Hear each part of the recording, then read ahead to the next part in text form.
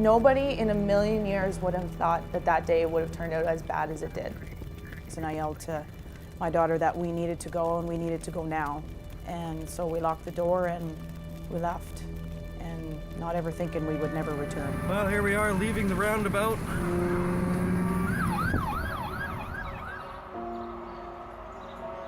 I remember that morning, Tuesday, May 3rd, I woke up, looked outside, there was no smoke in the air. It was blue sky, and we heard on the radio that the fire was advancing towards town and just to be ready. And I remember just to myself being like, oh, it's precautionary.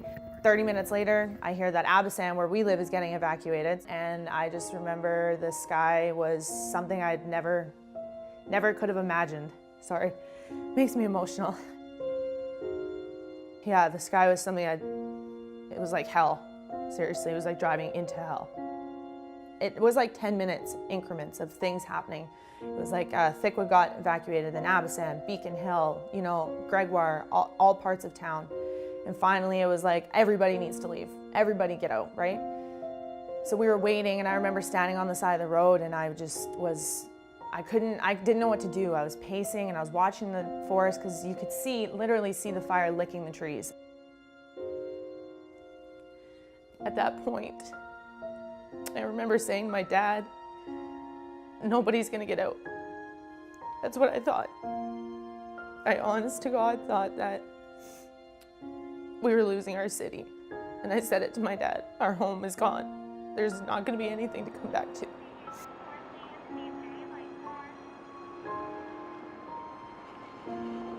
This is where I'm born and raised. This is somewhere that I just did not want to see the devastation.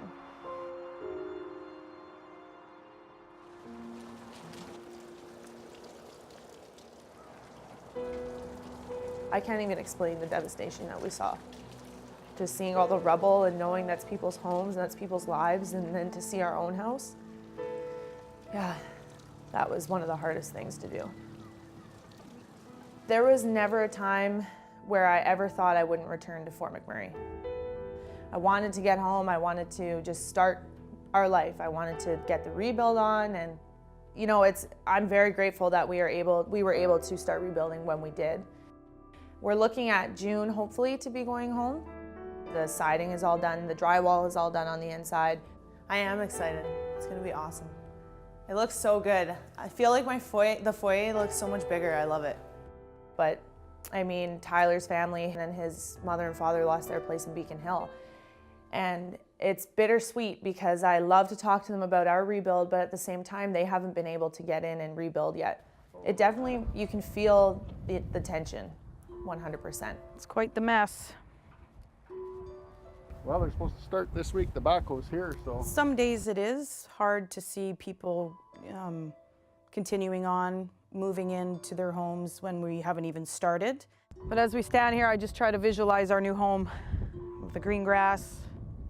A little bit forgotten, probably because it's been taken so long to start the rebuild. And you see people, you know, carrying on with their everyday lives. It's almost like you were a stranger in your own city. Because we were not allowed into Beacon Hill for so long because it was part of a restricted area. It was the first community hit by the wildfire. So they had to make sure that it was safe for us to be in there, safe to rebuild. So by the time that happened, we had kind of missed the opportunity to start rebuilding before winter.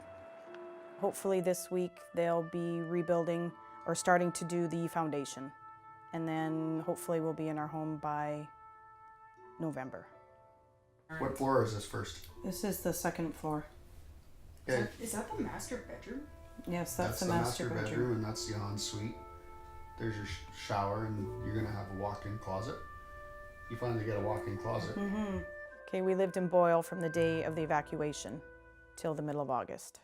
Here in the trailer that we are currently in now in Gregoire. Going from a home to a tiny little trailer, it's been difficult. Well, the best way I can describe not being in your home, around your, all your belongings, all your memories, is like a never-ending funeral. We have how many albums now people giving us? About five or six, which is awesome.